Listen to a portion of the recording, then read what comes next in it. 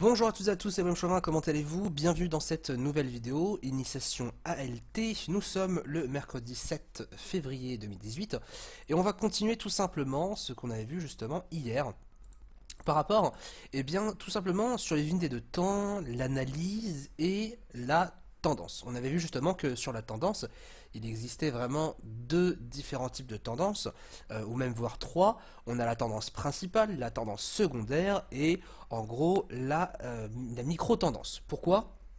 Tout simplement parce que sur la micro-tendance, on va avoir en fait une détection de la tendance principale beaucoup plus importante que si justement on allait trader uniquement la tendance principale.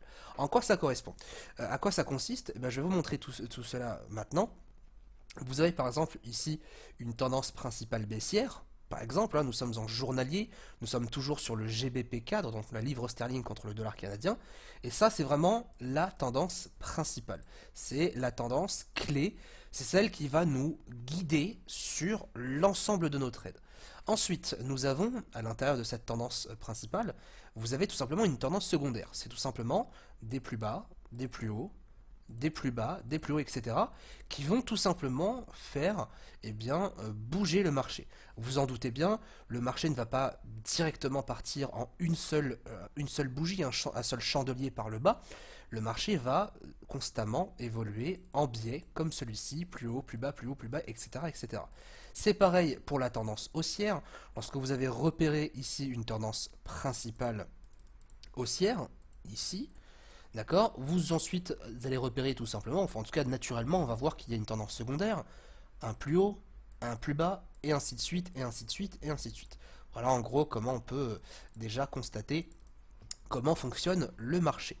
Je vous disais justement hier que notre but en tant que trader directionnel, c'est de profiter de la tendance principale et de la tendance secondaire, et ensuite de la tendance dans la micro-tendance, tout cela dans un sens convergent. Je vais prendre un exemple, par exemple cette hausse. Vous voyez cette hausse-là, nous sommes actuellement en journalier. Si je décale en unité de temps 4 heures, je vais pouvoir y voir plus clair. Donc je vais dans option, option, option plateforme, d'accord. Et si je veux venir voir mes tracés, je vais tout simplement aller ici, afficher les lignes sur les unités de temps inférieures, et vous voyez qu'on a tout simplement, juste là, nous avons nos tracés que l'on a fait sur des unités de temps supérieures. Voilà un petit peu déjà la première petite astuce. Premièrement, je vais supprimer tout ça, c'est parfait. Donc effectivement, vous voyez qu'on a déjà une tendance principale en noir, vous avez la tendance secondaire en rouge, et qu'est-ce que l'on aperçoit? Eh bien tout simplement dans la tendance secondaire, nous avons une autre tendance, je vais la mettre en bleu, et bien tout simplement c'est la tendance, hop, c'est la micro-tendance. Vous voyez ici, un plus haut, un plus bas, un plus haut. Pareil ici, un plus haut, un plus bas, un plus bas, pardon, un plus haut, un plus bas, un plus haut, un plus bas, etc., etc., etc. Et c'est toujours la même chose. Le marché évolue toujours de cette manière. Maintenant, la question à se poser, c'est comment profiter dans un premier temps, et là, c'est pas non plus une stratégie que je vais vous donner, mais c'est plutôt une indication, c'est pour que vous puissiez maintenant vous commencer à vous repérer par rapport à la tendance. Comment va-t-on profiter de ces marchés-là? Évidemment, nous sommes sur un marché à forte tendance haussière, donc je vais orienter tous mes trades tout simplement à l'achat. Comment je vais faire pour profiter de tout ça? C'est extrêmement simple. À partir du moment où vous allez avoir des plus hauts et des plus bas, etc., etc., vous allez tout simplement pouvoir profiter de ces types de tendances. Alors évidemment, il existe plusieurs méthodes pour trader selon la théorie de dos, donc selon les cassures, etc. Je vais vous montrer la première méthode, la méthode la plus classique qui marche de moins en moins puisqu'il y a cette méthode qui est tellement simple c'est la méthode de base en fait que tout le monde apprend à ses débuts, c'est la cassure des plus hauts. Je vous ai dit, rappelez-vous au début de semaine, qu'un plus haut, une tendance haussière, se fait avec l'accumulation de plus haut toujours de plus en plus haut, d'accord, et les plus bas de plus en plus haut. Clairement, jusque-là, il n'y a rien de plus compliqué. Maintenant, idéalement, lorsqu'on va justement changer de tendance et qu'on va passer sur une tendance haussière comme celle-ci, l'idée c'est de tracer juste ici une flèche, ça va être notre plus haut, et on va acheter à la cassure de celle-ci. Et on va faire ça à chaque fois. Alors bien évidemment, cette méthode marche pas énormément dans le sens où, mais effectivement, il y a tellement de personnes qui l'ont utilisée dans le passé que celle-ci semble extrêmement basique. Un exemple, vous voyez qu'ici, on a un plus haut, on attend que le marché respire, cassure de ce plus haut, et on achète. Effectivement, on voit que le marché est reparti à la baisse. Second trade, on a un plus haut ici, juste là, trade cassé, alors la ligne n'est pas droite hein, pour le coup parce que c'est assez aimanté, je vais essayer de faire ça, voilà. Second trade ici, à l'achat, le marché monte, c'est gagnant. Et ainsi de suite, et ainsi de suite, ainsi de suite. Donc ça c'est vraiment la première méthode lorsque vous voulez trader la tendance. C'est pas la meilleure des méthodes, forcément, mais c'est une méthode qui fonctionne. Deuxième méthode, et ça c'est la méthode la plus simple pour le coup, pour pouvoir analyser de manière extrêmement simple et extrêmement rapide. Je vous ai parlé hier justement des figures techniques. Vous avez sur les marchés financiers, selon par exemple, dans un premier temps, la configuration d'un chandelier, un chandelier peut vous donner une information supplémentaire, en fonction de son positionnement, de sa taille, etc. Un marché en lui-même, sa disposition peut aussi vous donner tout simplement une information supplémentaire. Et aujourd'hui, la première disposition, la première configuration graphique, et la plus répandue, et celle que je vous recommande de bien apprendre par cœur, c'est tout simplement les droites de tendance. Qu'est-ce que c'est? C'est tout simplement, comme on avait vu hier, un support ou une résistance. Donc rappelez-vous, un support, c'est lorsqu'on a un marché qui rebondit par le bas, et une résistance, c'est lorsqu'on a un marché qui rebondit par le haut. Un support peut devenir résistance. Comment? Imaginons le marché casse, rebondit dessus, casse, rebondit dessus, et part à la baisse. Le support devient résistance. Un exemple courant. Eh bien, le marché, sur les droites de tendance, ça va être exactement pareil, à une condition près, à une différence près, c'est que tout simplement, les droites de tendance, eh bien, elles sont matérialisées sous forme d'obliques. Je m'explique. L'idée principale, lorsque vous allez trader justement les tendances primaires, tendances secondaires, micro-tendances, excusez-moi, ça va être tout simplement d'aller analyser les tendances secondaires et les micro-tendances, et à partir de là, vous allez tracer vos droites. Un exemple, je pense que le premier exemple va être le plus intéressant, d'accord, c'est celui-ci, excusez-moi, c'est cet exemple-là. Cet exemple-là, vous voyez qu'ici on a matérialisé un plus haut. Donc je vais pas le modifier parce que ça va me renvoyer sinon en journalier. Mais en gros, le plus haut à la clôture intervient ici. Le plus bas, ici, et ainsi de suite, et ainsi de suite. L'idée, vous allez réunir les plus hauts. Donc on a un plus haut là, plus un plus haut ici. Et vous allez tracer une oblique, tout simplement, qui va passer par ces deux points de contact. On prend une droite juste ici. Alors si vous n'avez pas la droite dans votre barre de tâches, c'est très simple. Option, outil, option de l'espace de travail, pardon. Et vous allez dans fenêtre principale. Et là vous pouvez effectivement, vous voyez, absolument tout modifier. Vous pouvez ajouter recherche avancée, etc. Moi j'utilise tous ces outils-là. Libre à vous ensuite de sélectionner les outils qui vous plaisent. Maintenant on va s'intéresser justement à la droite. Et on va prendre une droite qui va passer par le plus haut de la clôture, d'accord, jusqu'au deuxième plus haut de la clôture. Vous voyez bien que ça a été bien tracé, puisque si je lâche ma souris, vous voyez qu'ici c'est marqué clôture. Si je marque ici, si je mets ici par exemple, ça va mettre plus haut. Alors ce que nous on veut, c'est le plus haut de clôture. Donc on doit avoir ouverture ou clôture.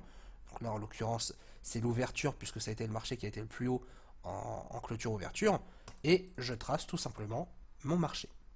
À partir de là, vous voyez que j'ai une droite de tendance qui va tout simplement soutenir le cours à la baisse. En gros, si par exemple j'utilise cet outil-là, d'accord, donc si je fais exactement la même chose, je prends, je trace, je duplique, vous voyez déjà qu'on a, hop, qu'on a une couleur assez plutôt intéressante. Et vous allez voir tout simplement que, bien, ça forme une sorte de canal, un canal baissier. Et étant donné que nous cherchons des achats, nous allons attendre tout simplement des cassures à la hausse du canal. Alors qu'est-ce que c'est qu'une cassure à la hausse? Une cassure à la hausse, elle peut être faite de deux manières différentes. Une cassure, c'est tout simplement un marché qui va rentrer en contact et dépasser un niveau clé. Le niveau clé ici, c'est cette ligne, cette droite ici, qui est matérialisée. Hop, je vais la mettre en rouge, en grand. Cette droite, elle est donnée tout simplement par l'évolution du marché. Et notre but, ça va être d'acheter tout simplement lorsque le marché aura cassé, aura été au-dessus de ce niveau. Deux manières, comme je vous disais à l'instant, de trader une cassure.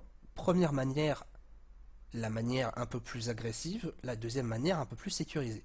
La première manière agressive de trader ce genre de cassure, c'est d'ouvrir un trade au moment où le marché va dépasser ce niveau-là. C'est-à-dire, exemple, juste là. Vous voyez ici, ça a dépassé légèrement, j'achète. Point. Je ne me pose pas de questions. Premier élément. Deuxième élément, la méthode sécurisée, et celle que je vous recommanderais toujours de trader de manière sécurisée, pour toujours faciliter le trade, pour avoir une meilleure probabilité de gain, c'est tout simplement d'avoir une cassure clôturée. Une cassure clôturée, qu'est-ce que c'est?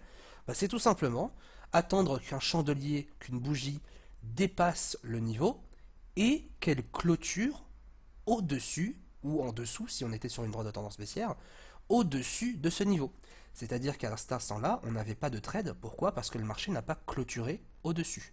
Par contre, vous avez effectivement une clôture juste là, une clôture H4, donc un chandelier qui fait 4 heures de cotation, et ce chandelier-là a commencé à 13 heures et a terminé à 17 heures. Voilà comment ça fonctionne. Rien de bien compliqué. Excusez-moi, rien de bien compliqué sur cette méthode. Vous attendez une cassure de tendance. Alors au minimum, je dis bien au minimum, c'est 2 points de contact sur des plus hauts. Vous achetez et vous attendez. D'accord? En général, l'objectif va être sur le dernier plus haut. Le dernier plus haut, c'est-à-dire le plus haut, c'est-à-dire celui-ci. Vous voyez le premier plus haut de contact. Vous allez avoir un objectif ici et vous allez viser cet objectif-là. Donc vous achetez là et vous allez viser cet objectif-là. Ça, c'est vraiment la première méthode que j'enseigne à vraiment tous mes étudiants, aussi bien l'initiation que la formation ICT Pro, la formation professionnelle. Là, pour le coup, c'est une méthode qui est extrêmement simple, mais qui est plutôt rentable lorsque vraiment on va avoir tout simplement une analyse poussée. Tout simplement. L'idée, en fait, dans votre trading, un trader gagnant n'est pas gagnant uniquement grâce à sa méthode. Un trader gagnant, il va être rentable tout simplement parce qu'il a un ensemble d'outils aussi bien techniques que psychologiques qui va lui permettre de faire des profits. C'est-à-dire qu'il va patienter, il va attendre les opportunités, il va trader la convergence, il va trader la tendance et il ne va pas s'affoler à la moindre chose. Ça déjà, c'est les qualités premières d'un trader gagnant. C'est pas quelqu'un qui va faire n'importe quoi. Trader déjà agressivement, vous voyez ici juste à la cassure, non clôturée, déjà c'est un petit peu plus risqué. Et rien que là, vous voyez que il y a une petite séparation entre le trader gagnant et le trader qui va prendre du risque. On va prendre un deuxième trade. Et en fait, ça s'effectue exactement à tous les mouvements.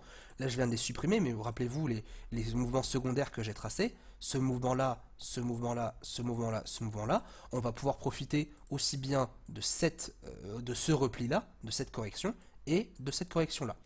Je vais m'expliquer. On va faire ça tout de suite. On va faire exactement comme on vient de faire à l'instant même. L'idée, encore une fois, c'est d'observer des plus hauts et des plus bas. Donc effectivement, j'ai un plus haut juste ici. J'ai plusieurs plus hauts juste là, donc je vais prendre vraiment le plus haut du plus haut. Et vraiment, idéalement, et ça c'est une astuce que je vous donne, lorsque vous allez justement détecter des points de respiration, le principe même, en tout cas l'idée même, et c'est ce que je vais vous recommander en tout cas, c'est que vous allez avoir, vous voyez ici, vous avez un marché, vous allez vous appuyer sur des plus hauts et des plus bas. C'est-à-dire qu'ici, ma droite passe par un plus bas, et on peut par exemple s'appuyer sur celui-ci. Donc je vais m'appuyer par exemple, hop, juste là. J'ai un point de contact, j'ai un deuxième point de contact. Par exemple. En général, on est sur un angle qui fait à peu près 30 degrés. Là, on est à 38-40. Bon, ça reste largement correct. Ça, c'est en tout cas la définition même d'une tendance. Une tendance, en général, c'est 30 à 40 degrés. On pourrait faire exactement la même chose. Du plus bas, ici, à un point de contact, par exemple là. Vous prenez un angle, hop, je vais prendre un angle au hasard par exemple, je vais le prendre ici, vous avez un angle de 50 degrés. Donc en fonction forcément de la tendance et du contexte, votre angle va être assez différent. Idéalement, lorsque vous allez vraiment avoir eh bien, une droite de tendance principale, il faudra s'appuyer sur un point de contact, voire un deuxième point de contact. L'astuce, lorsque vous êtes en H4 justement, enfin sur n'importe quelle unité de temps au final, mais lorsque vous allez analyser sur l'unité de temps inférieure, l'astuce c'est quoi? C'est tout simplement de prendre appui lorsque vous avez un marché qui vient s'appuyer sur votre droite de contact. La question que vous pouvez vous poser c'est, mais à ce moment-là, pourquoi je ne peux pas tracer, je sais pas, pourquoi je ne peux pas tracer ça par exemple? Pourquoi? Parce que pourtant j'ai un plus haut ici et j'ai un plus haut ici. Alors oui et non, dans le sens où ce plus haut là n'est pas assez bien matérialisé. Ou alors vous allez pouvoir me dire, bon bah alors pourquoi je peux pas faire ça ici? Parce que tout simplement, la respiration n'a pas été faite correctement. Il faut idéalement justement qu'on ait un point d'appui ici sur notre marché pour ensuite pouvoir passer nos trades. Alors on va justement s'appuyer sur ce plus haut, puis eh bien tout simplement ce plus haut, et on va tracer encore une fois une droite de tendance qui se base sur les plus hauts. Ce plus haut là et ce plus haut là.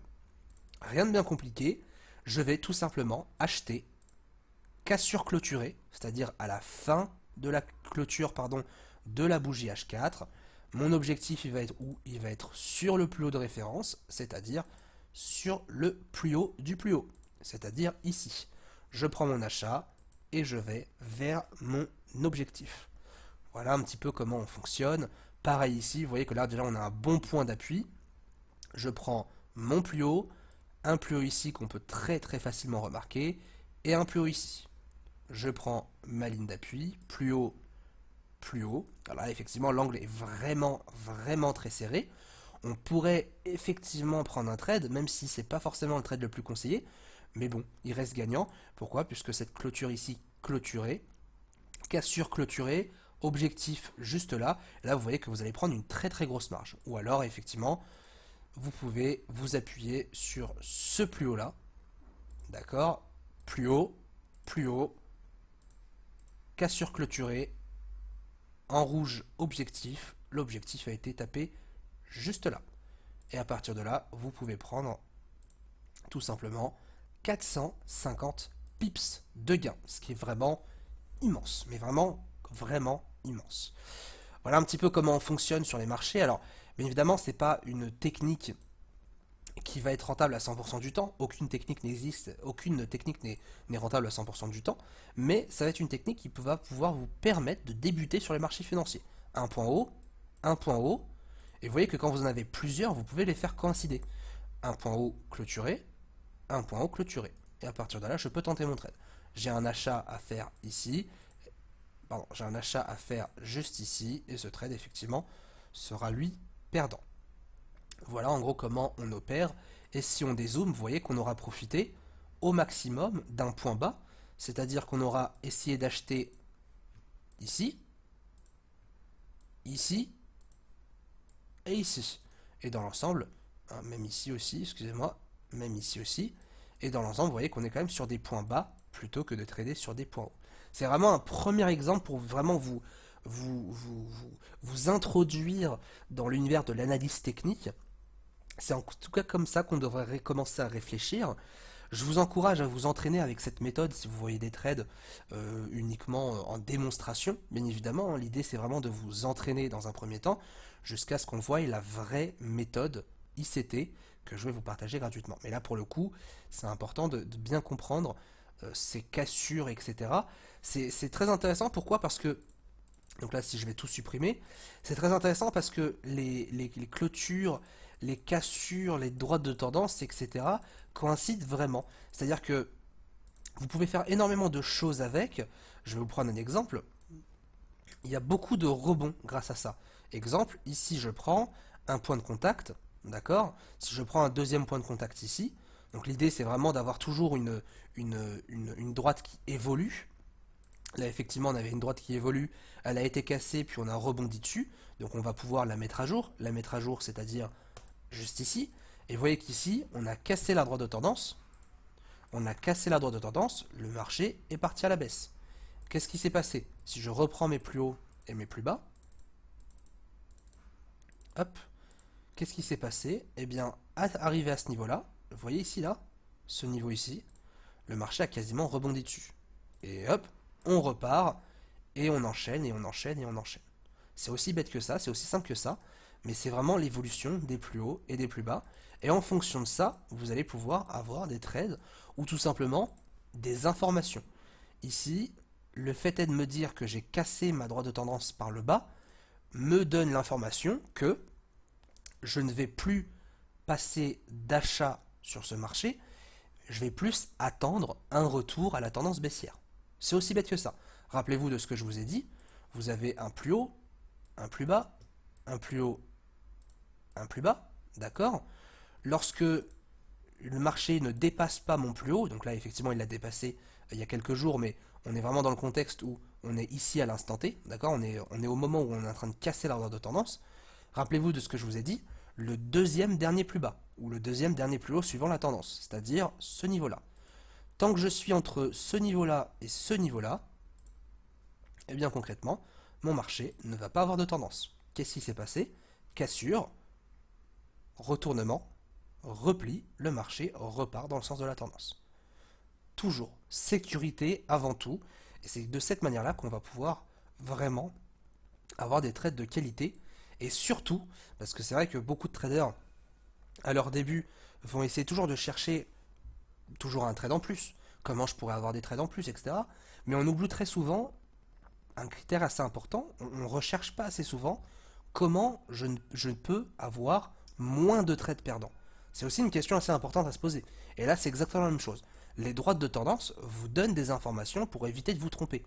Si quelqu'un achète à l'intérieur de cette baisse, ça serait dommage, parce que ça voudrait dire qu'il n'a pas été voir son graphique en journalier, ça veut dire qu'il n'a pas pris assez de recul. Même si vous tradez en 15 minutes, d'accord, même si vous tradez en 15 minutes, il faut toujours, lorsque vous allez trader un actif, avoir une vue, même si vous allez avoir dans votre 3 unités de temps, les 2 unités de temps d'analyse et l'unité de temps de timing, il faut toujours quand même savoir qu'est-ce qui se passe au-dessus de vous. Parce que si demain, ici, vous achetez en 15 minutes, mais que vous ne saviez pas qu'en journalier, on vient de casser une droite de tendance, ben vous perdez un trade pour rien. Vous perdez bêtement. Et ça, malheureusement, c'est vraiment dommage. Vraiment, il faut apprendre à gagner intelligemment. Et pour apprendre à trader intelligemment, il faut être au courant de tout. En journalier, c'est pas compliqué. Vous avez une bougie tous les jours. Donc vous avez juste à regarder votre graphique quelques 30 secondes, 1 minute tous les matins. Vous regardez qu'est-ce que vous pouvez faire en fonction du graphique, quelles informations vous pouvez décortiquer, et vous passez. Journalier, je décortique qu'en ce moment, l'information, elle est que nous revenons sous le dernier plus haut. Donc là, effectivement, j'ai un marché qui ne présente pas de tendance. Deuxième information, H4. Et je continue et je continue. Là, effectivement, j'ai un marché qui semble, par exemple, plus bas ici, j'ai un marché qui semble casser la droite de tendance. Donc, effectivement, j'ai un marché qui baisse. Je ne ferai pas des achats. Troisième information, je me positionne ensuite en H1. H1, on peut voir qu'effectivement, là, on n'a vraiment pas de tendance. Je peux tracer un range entre le plus haut et le plus bas. À l'intérieur de ce niveau-là, je n'ai pas de tendance, donc je vais éviter de trader. En même pas 1 minute 30, je dirais même moins d'une minute, d'ailleurs en quelques 50 secondes, je viens de vous dire qu'en journalier, en H4 et en H1, je viens de vous donner 3 informations qui vont changer complètement votre trading si vous tradez en 15 minutes.